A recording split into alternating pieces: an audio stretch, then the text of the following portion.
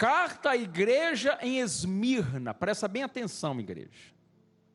Ao anjo da igreja. Quem é o anjo da igreja? Quem é o anjo da igreja? O pastor, o bispo, o apóstolo, é o líder da igreja. Então foi mandado para a liderança da igreja essa carta. Ao anjo da igreja em Esmirna escreve: estas coisas. Aliás, quem escreveu essa carta? Você sabe quem escreveu essa carta? Não. Jesus. Não foi Paulo. Foi Jesus. João recebeu, o apóstolo João recebeu a revelação do livro do Apocalipse. Ele anotou tudo. Porém, a carta que está no livro do Apocalipse foi escrita por Jesus. E João copiou ali o que estava na carta, que está sendo revelado para nós hoje. Olha lá. Revelação de Jesus Cristo. Está vendo? Que Deus lhe deu para mostrar aos seus servos as coisas que em breve devem acontecer. Está vendo? Então é a revelação do que estaria acontecendo nos nossos dias. Aí ele continua dizendo: estas coisas diz o primeiro e o último. Quando ele fala isso, igreja, primeiro, porque Jesus está na nossa frente, Ele vai adiante de nós, Ele é o primeiro, mas também é o último, porque lá atrás tem muita gente vindo ainda. Nem todo mundo tem a mesma força, o mesmo ímpeto. Então tem aqueles que estão na frente, mas também tem aqueles que estão atrás. Então Jesus está tanto com quem está na frente, como com aqueles que estão atrás. Deus está tanto com aqueles que estão no alto, como aqueles que estão embaixo, os grandes e os pequenos. Ah, bispo, mas será que Deus se lembra de mim? Lembra. Ah, mas eu sou pequenininho. Ele lembra. No mundo que a gente vive, só são lembrados os grandes, os poderosos, os ricos, né? Os pequenininhos vão ficando, sabe? Por aí. Fica por aí. Outro dia eu estava vendo um filme que estava falando sobre o final do mundo. Aí as nações descobriram que ia ter uma grande enchente, e aí construíram grandes barcos, e selecionaram para ficar, porque a humanidade ia ser destruída, né? Então eles selecionaram os maiores cientistas, aqueles médicos renomados, políticos muito importantes, e gente muito rica também, que tinha dinheiro e pagou para poder entrar nos barcos. E o pobre? Como é que ficou o pobre nessa história? Pobre morre afogado. Pobre, entendeu? Não vai caber todo mundo mesmo, então vamos selecionar a nata da sociedade, os mais abastados, os mais inteligentes, os mais influentes, e os pobres, bom, que nadem.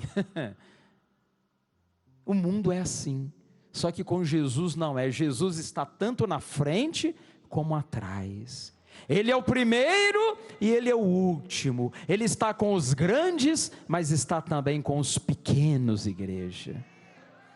Então você não precisa se preocupar, porque esse aí, é diferente. Aliás, aqui na terra, as pessoas, elas classificam umas às outras com certos padrões, que são diferentes dos padrões de Deus. Você vai ver na frente, vou mostrar para você. Continua, por favor. Que esteve morto e tornou a viver. Gente, Ele conhece a morte e conhece a vida. Eu e você conhecemos a morte? Não. E a vida nós conhecemos? Sim. Ele conhece tanto a vida quanto a morte. Então, bispo, mas espera aí, mas teve gente que morreu e foi ressuscitada. Verdade. Eu vou te dar alguns exemplos. Lázaro, por exemplo. O Lázaro, ele foi ressuscitado depois de 4 dias de morto. Foi ou não foi, igreja? Agora, cadê o Lázaro? Cadê o Lázaro? Morreu? De novo? Ele não tinha morrido e foi ressuscitado? Bispo, ele morreu depois. Claro que morreu, senão ele estaria vivo até hoje. O filho da viúva de Naim também foi ressuscitado por Jesus. Mas ele está vivo até hoje? Não, morreu depois. A filha de Jairo também foi ressuscitada. A menina de 12 anos. Mas passado algum tempo, ela morreu também. Aquela mulher, Dorcas, Tabita, chamada Dorcas, Pedro orou por ela, ela ressuscitou, Ela era uma mulher boa, cuidava das viúvas, era uma pessoa extraordinária. Ela também foi ressuscitada. Mas, passado algum tempo, o que aconteceu com ela? Morreu também. O único que morreu e está vivo até hoje é Jesus Cristo, igreja. Só Ele. Por isso que Ele é o primeiro e o último. Ele morreu, ressuscitou, está vivo entre nós. Então Ele é o único, não tem outro como Ele. Então Ele faz uma referência quando Ele manda essa carta. Continua, por favor. Conheço, olha o que Ele fala na carta. Conheço a tua tribulação. Gente, nós aqui na terra passamos tribulações? Passamos. E às vezes tem pessoas que nem sabem o que você está vivendo, o que você está passando, ou uma tribulação que você passou no passado. Mas Ele está deixando claro que Ele conhece a nossa tribulação, ou seja, a nossa luta. Pode ser que ninguém esteja se importando muito com o que está acontecendo com você, mas Ele conhece e sabe exatamente o que você está passando. Então, como Ele tem esse conhecimento, e Ele é bom, Ele estende a mão para nos ajudar. As pessoas aí fora, tem gente aí no mundo que não nem... Você quer ver? Tem uma parábola na Bíblia que fala do mendigo, que era o Lázaro, e de um rico, um homem muito rico. E a Bíblia diz que esse homem rico, ele vivia esplendidamente. Olha lá, está vendo lá? Havia um homem rico que se vestia de púrpura e de linho finíssimo, e que todos os dias se regalava esplendidamente, quer dizer, comia bem, picanha à vontade, alcatra, bacalhau, lagosta, camarão, só coisas finas, salmão, feijoada, rapadura também é bom, pé de moleque, as sobremesas, e comia o que ele queria. Se ele não queria, também não comia, vivia esplendidamente.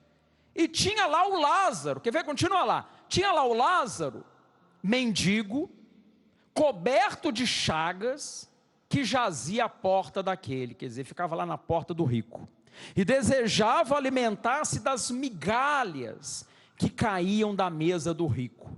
Ele desejava, porque ele não deixava ele comer, ele queria tirar o dinheiro do rico, o pernil. O que ele queria? As migalhas. Está caindo da mesa, está desperdiçando, perdendo, mas ninguém dava nada para ele. Continua lá. E até os cães vinham lamber as úlceras, as feridas, aconteceu morrer o mendigo, ser levado pelos anjos para o seio de Abraão. Morreu o rico e foi sepultado. No inferno, bispo, o rico foi para o inferno? Foi, olha lá, no inferno, estando em tormentos, levantou os olhos e viu ao longe Abraão e Lázaro no seu seio. Bispo, então ele foi para o inferno porque era rico? Foi isso, igreja? Não. A causa dele ter ido para o inferno foi a avareza e a indiferença, porque ele era rico, tinha a vontade, o outro estava na porta dele querendo comer as migalhas, passando fome, cheio de ferida, e o rico não fez nada para ajudar aquele pobre. Então o pecado que levou aquele homem para o inferno não foi o fato de ter dinheiro, porque a Bíblia fala que o Lázaro foi para onde? Para onde que ele foi? Para onde? O seio de Abraão. E Abraão era pobre? Não, Abraão era rico, próspero, abençoado. Então o problema não é a riqueza, não. Só que Abraão era homem de Deus, e aquele rico, ele era um miserável, um avarento, mão de vaca, egoísta, tinha tudo do bom e do melhor, mas não era fiel a Deus, e muito menos ajudava os outros. Então, eu quero que você entenda isso, não é o dinheiro que pode levar você a ir para o inferno, mas a avareza e a maldade levam a pessoa para o inferno. Então a Bíblia está dizendo, conheço a tua tribulação, lá no Apocalipse, a tua pobreza, mas tu és rico. Bispo, eu não estou entendendo. Ele está falando da tribulação, e fala que eles eram pobres, mas também eram ricos? Como assim? Porque, gente, entenda, aquela igreja era uma igreja pequena, humilde, simples, mas eles tinham uma grande riqueza. Você sabe que quando nós fazemos boas ações, quando nós vivemos a caridade e o amor, nós estamos entesourando nos céus grande riqueza. Você sabia disso? Jesus uma vez falou que nós não devemos ter preocupações em acumular riquezas na terra, mas ter riquezas aonde? No céu. Claro que Deus pode te dar as duas coisas, tanto a riqueza na terra como a riqueza no céu, mas a riqueza no céu é que faz a diferença. Não acumuleis para vós outros tesouros sobre a terra, onde a traça e a ferrugem corrói, onde os ladrões escavam e roubam, mas ajuntai para vós outros tesouros no céu, onde traça nem ferrugem corrói, e onde ladrões não escavam e não roubam. Porque onde está o teu tesouro, aí estará também o teu coração. Então aquela igreja, a preocupação deles era agradar a Deus. Então aquela igreja, na verdade, ela era rica. Ela era rica. Existem igrejas e religiões por aí que são muito ricas aqui na terra, mas não tem a bênção de Deus. Não tem. Você vai lá, você não sente nada, você não sente a presença de Deus, Deus não está por ali. E às vezes você vai numa igreja simples, humilde, você entra ali você sente a presença de Deus, tem o fogo ali. Milagres acontecem, pessoas são beneficiadas. Então o que faz a riqueza de uma igreja é exatamente a presença de quem? De Deus. Então Jesus escreveu para essa igreja e falou: olha, vocês estão passando muita tribulação, muita luta, mas vocês são ricos. E a blasfêmia dos que a si mesmos se declaram judeus e não são, sendo antes sinagoga de Satanás. Ou seja, blasfemar é falar contra Deus. Quem são aqueles que se chamavam judeus e não eram judeus? Seria a mesma coisa, por exemplo, nas igrejas existem pessoas que falam que são cristãs, mas na verdade não são. No nosso meio, existem pessoas mentirosas? Existem? Sim. E fofoqueiras? Eu já percebi que tem muita fofoca aí. Não falei fofoqueiro, o povo tem mesmo. Porque o diabo, você pensa o quê? Onde o diabo mais ele quer agir? É dentro das igrejas. Porque lá fora o povo já está na mão dele.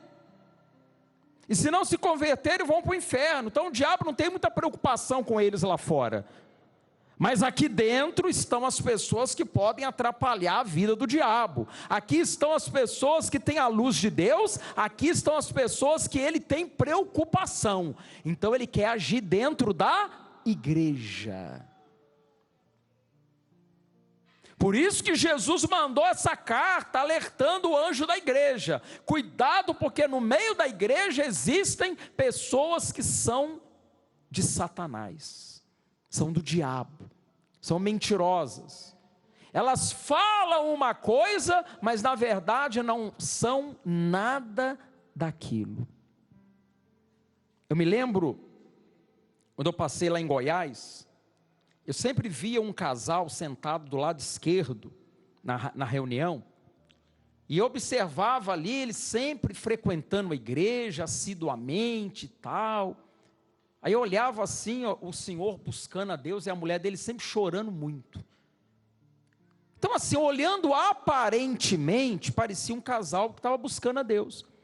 Um belo dia, a senhora falou: bispo, eu posso falar com o senhor? Eu preciso de uma orientação. Eu falei: claro. Eu atendi. E para minha surpresa, ela falou assim: bispo, meu marido é um capeta. Eu falei: como assim, mulher? Não, só peraí, só estava falando, aquele senhor ali, e ele lá sentado. Aí ele olhou para mim e fez assim, ó. Aí eu falei: não é possível. Não, bispo, aquele homem é uma perturbação, e falou dele. Eu falei: não estou acreditando, não é possível, chama ele ali.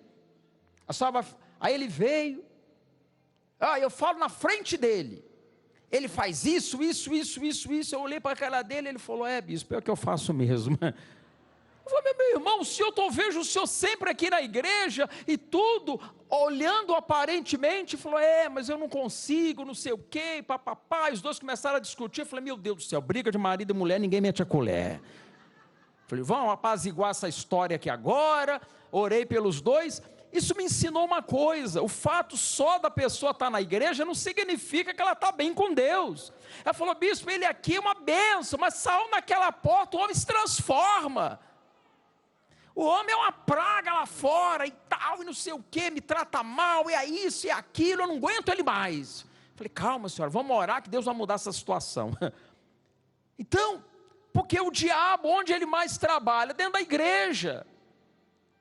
Eu sei que a maioria de vocês aqui, quando ouve a palavra, a pregação, concorda, aleluia, bate palmas e tal, mas tudo que você aprende aqui, você tem que aplicar lá fora. Você tem que viver lá fora, senão você vai estar enganando a si mesmo. Então nós temos que tomar muito cuidado. O diabo, ele não quer que você se salve. As pessoas que estão no mundo perdidas, elas não têm salvação, mas nós que estamos na casa de Deus, nós temos sim. Em que ele quer tirar isso de você, tirar a sua salvação. Então tudo que você ouve aqui dentro, que você aprende, que a gente orienta, que você recebe como ensinamento, você tem que praticar. E aqui Jesus estava alertando que havia naquela igreja pessoas que eram assim.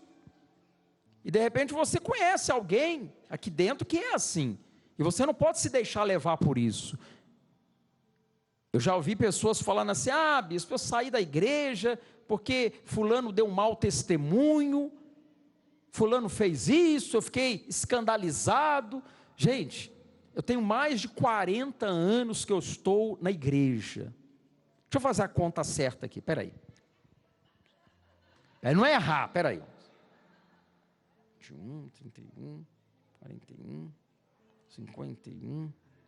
Já está quase chegando a 50 anos. Mas fica na sua aí. Está chegando a 50 anos quase de evangelho. E eu vou dizer para você, eu já vi cada coisa.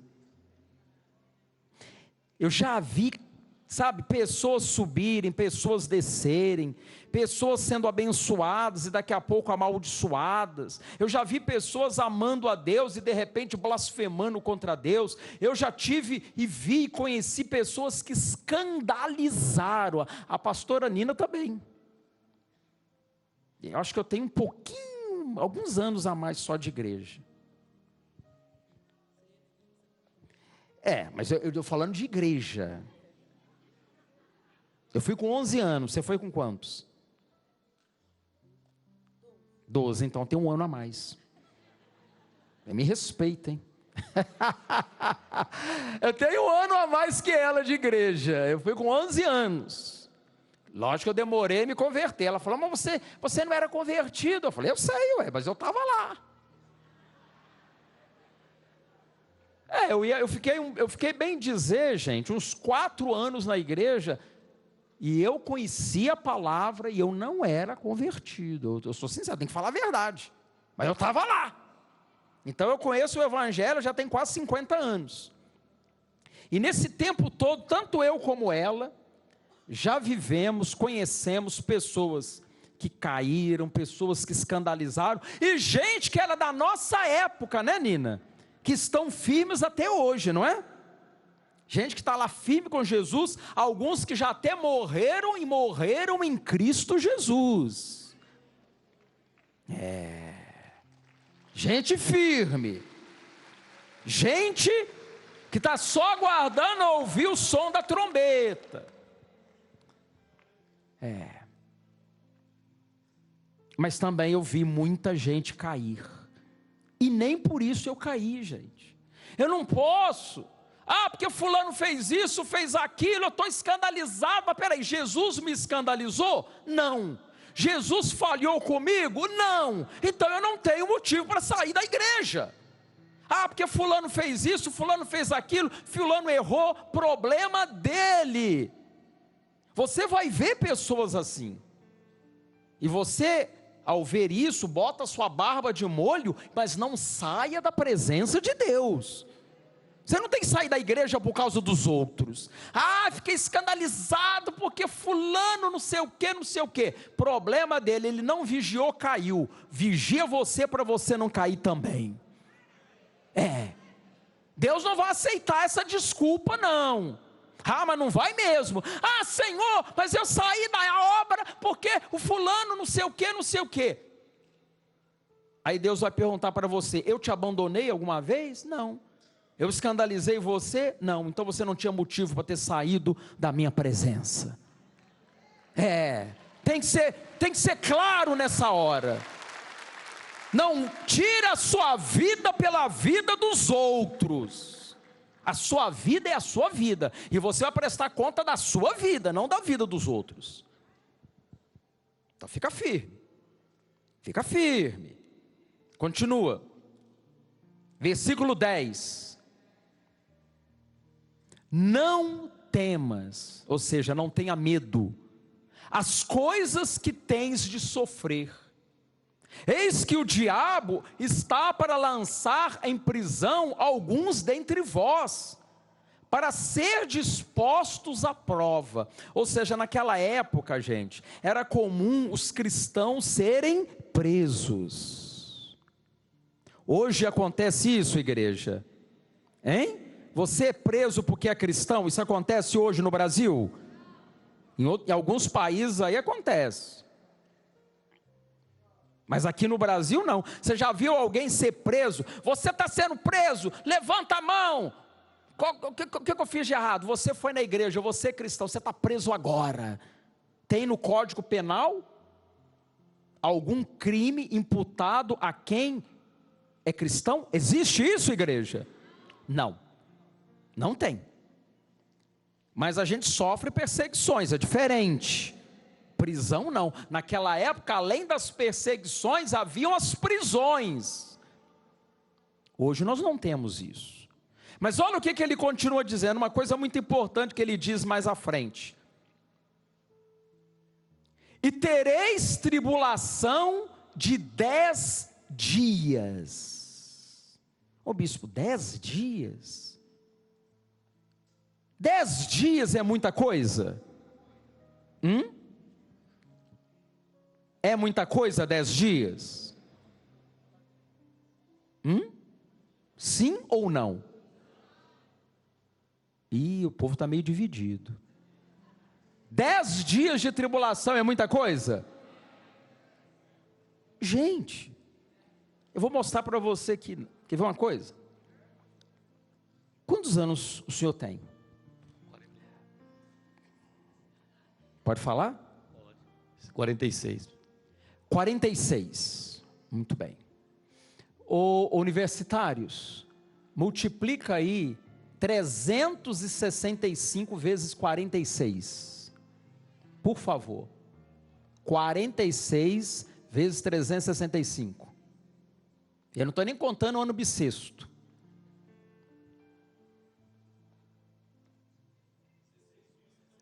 $16.790, é isso? Esse cidadão aqui já viveu 16.790 dias. Você viveu bastante, hein? Mas vai ver minha mancadinha ainda, né? Aí eu te pergunto, 10 dias perto disso aí, é pouco ou é muito? É pouco. É pouco. Quando ele fala 10 dias, gente, mas 10 dias é relativo, é? 10 dias significa pouco, ou seja, será uma tribulação de pouco tempo. Na verdade, o que Jesus quer dizer com isso? Que a tribulação vem, mas ela não vai ser prolongada, ela será de curta duração, mas você tem que ser macho, homem mesmo, mulher mesmo, valente, segura firme, aguenta, porque a tribulação será pequena. É isso que ele está falando. 10 dias significa pouco mais do que uma semana. Não é uma coisa que vá. 10 é pouco perto dos dias de alegria que Deus vai te dar. É isso que ele está falando. Das vitórias. Aguenta firme, segura as pontas, não desanima, persevera. É isso que ele está falando. Porque a tribulação será de pouca duração. Pouca duração. Isso que significam os 10 dias. Aí ele continua lá, ser fiel até a morte e dar-te-ei coroa da vida.